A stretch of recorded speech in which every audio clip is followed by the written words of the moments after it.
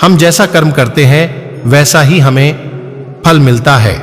अगर हमने अच्छे कर्म किए होते हैं तो उसका हमें अच्छा फल मिलता है, और बुरे कर्म किए होते हैं तो हमें उसका फल बुरा मिलता है। अगर हमारे साथ कुछ बुरा होता था तो पहले लोग ऐसा बोलते थे कि जरूर उसने पिछले जन्म में कुछ बुरा किया होगा, इसलिए इसके साथ ऐसा इस जन्म में हुआ।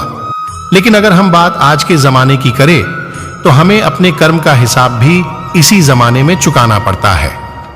पहले भगवान नोट और कलम लेकर सभी के कर्म का हिसाब करते थे, उसलिए पिछले जन्म का हिसाब इस जन्म में होता था। लेकिन आज तो इंटरनेट का जमाना है, इसलिए भगवान भी लैपटॉप लेकर बैठते हैं और सभी के कर्म का हिसाब इसी जन्म में होता है। यह कहानी भी कर्म के बारे में ही है। हमारा जैसा कर्म वैसा ही फल हमें मिलता है। एक छोटे से गांव में एक लड़का रहता था। वो लड़का बहुत ज्यादा गरीब परिवार से था। वो अपनी स्कूल की पढ़ाई करता था और स्कूल के बाद लोगों के घर घर जाकर सामान बेचने का काम करता था। इस तरह घर घर जाकर सामान बेचकर उसे जो भी पैसे मिलते थे उसी में से वो अपनी स्कूल की फीस भरता था। ये लड़का हर रोज की तरह एक दिन स्कूल के बाद दोपहर को सामान बेचने के लिए निकला था। उसे बहुत जोर की भूख लगी थी। उसने ये तय किया था कि मैं अब जो भी घर पे जाऊंगा और सामान बेचूंगा उस घर से पैसे नहीं खाना मांग लूंगा।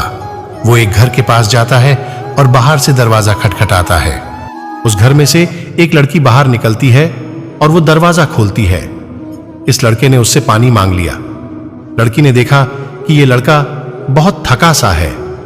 वह लड़की अंदर जाती और सोचती है कि ये लड़का न जाने कब से इधर उधर सामान बेचता होगा, शायद उसे भूख लगी होगी। लड़की ये सब सोच रही थी और वो उसके लिए पानी की जगह पर दूध का गिलास लेकर उसे देती है।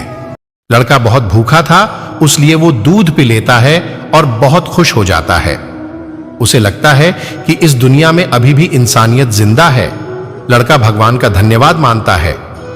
वो अब लड़की से पूछता है कि आपको मैं कितने पैसे दूं इस दूध के।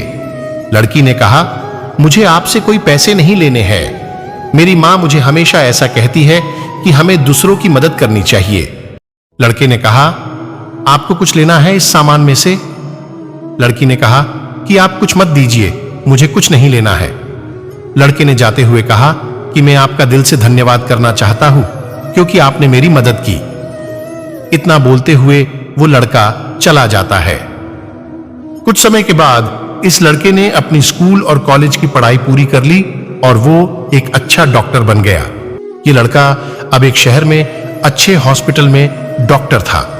इधर इस लड़की के घर वालों की आर्थिक परिस्थिति दिन ब दिन बिगड़ रही थी। एक दिन ऐसा आया कि ये लड़की बहुत बीमार हो गई। लड़की को उसके घर वाले उसी हॉस्पिटल में ले जाते हैं जिस हॉस्पिटल में ये लड़का डॉक्टर था। उस लड़के के पास ये लड़की का केस आता है। लड़का लड़की का एड्रेस देखता है। उसे पता चलता है कि ये तो वही का एड्रेस है जहां पर मैं अपने स्कूल के समय सामान बेचने जाता था। लड़के को अब उस लड़की को देखकर याद आ जाता है कि ये तो वही लड़की है जिसने मुझे मदद की थी। जब मैं भूखा था तब उसने मुझे दूध पीने के लिए दिया था।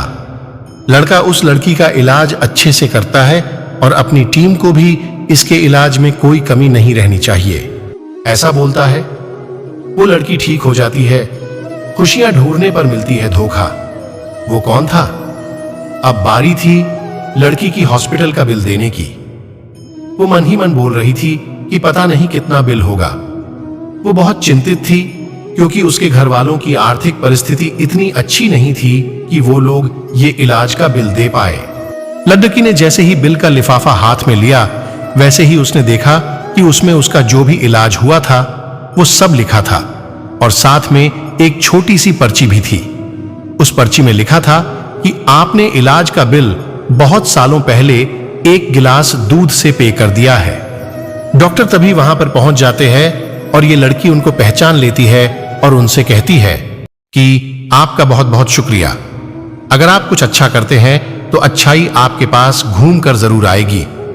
हमें अक्सर हमारे कर्म के हिसाब से ही फल मिलते हैं। जैसा हमारा कर्म होता है वैसा ही हमें कर्म का फल मिलता है। अगर आपको हमारी स्टोरी जैसा कर्म वैसा फल अच्छी लगी हो तो अपने दोस्तों के साथ भी शेयर कीजिए और कमेंट में जरूर बताइए।